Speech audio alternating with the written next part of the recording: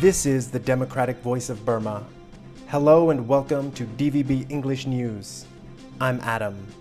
In this week's briefing, Thailand Parliamentary Committee hears from UN Special Rapporteur on human rights in Myanmar. Nearly 2,000 foreigners escape cyber scam compounds in Karen State. And a podcast featuring voices from the Burmese-Canadian diaspora. Thailand's Parliamentary Committee on National Security, Border Affairs, National Strategy, and National Reform held a meeting with the UN Special Rapporteur Tom Andrews in Bangkok on July 11th. Andrews' latest report accuses Thai banks of facilitating weapons purchases by the military. Banks in Thailand facilitated over $60 million in purchases for the junta's Ministry of Defense in fiscal year 2022. That total more than doubled in fiscal year 2023 to over $120 million. As Singapore banks were winding down their facilitation of these types of transactions, some Thai banks were winding up. Andrews' report identified 16 banks in 7 countries that have processed transactions linked to military weapons purchases. He added that an additional 25 banks provided services to military-controlled banks in Myanmar. There's a lot of work to be done, and there's a lot of evidence on which that work can be based. And it starts with the companies that have already been named as being involved in this weapons trade. These are red flags that have to be followed up on, and I think that if the political will exists, then I think that this significant action can be seen moving forward. We've seen what happened with Singapore. If Thailand can also squeeze those sources of weapons going into Myanmar, it could make a significant difference. That was Tom Andrews, the UN Special Rapporteur on Human Rights in Myanmar, speaking at a press conference in Bangkok on July 11th.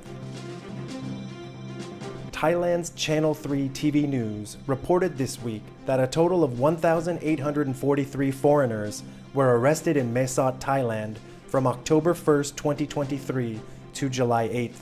They allegedly crossed the Thai-Myanmar border illegally and were working at cyber scam compounds in Myawaddy Township of Karen State. Rangsiman Rome, a member of Thailand's House of Representatives, called on the Thai government to shut down cyber scam compounds in Myanmar.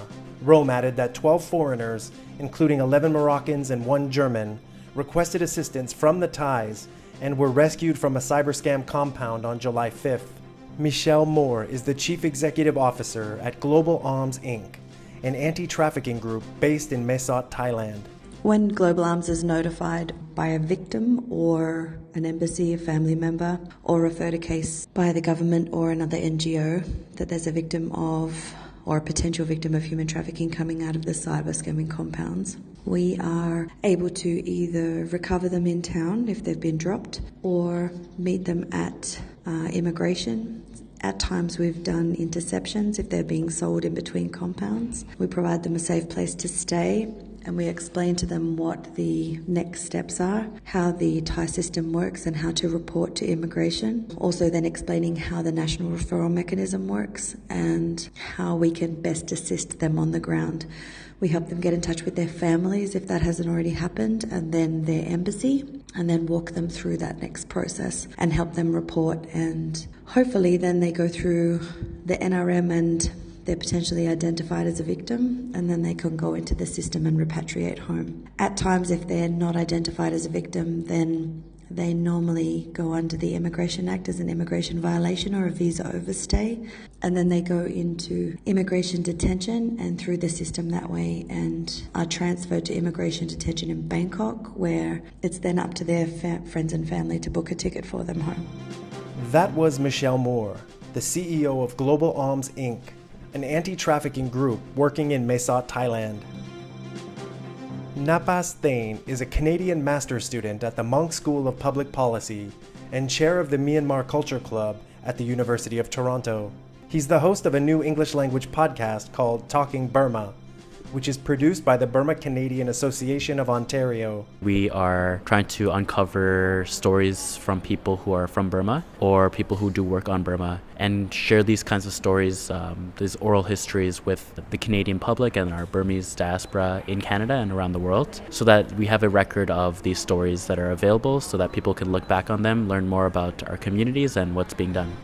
That was Napas Thane, a master's student at the Munk School of Public Policy and chair of the Myanmar Culture Club at the University of Toronto.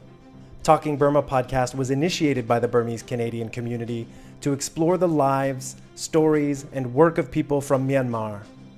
Find it and DVB English News wherever you get podcasts. Listen to us on Spotify, YouTube Music, Audible, Amazon Music, and Apple Podcasts. And that's it for this week's briefing. I'm Adam. Stay tuned every Friday for the weekly briefing podcast. Find DVB English News on X, Facebook, Instagram, Threads, and TikTok. Subscribe to us on YouTube. Thanks for listening.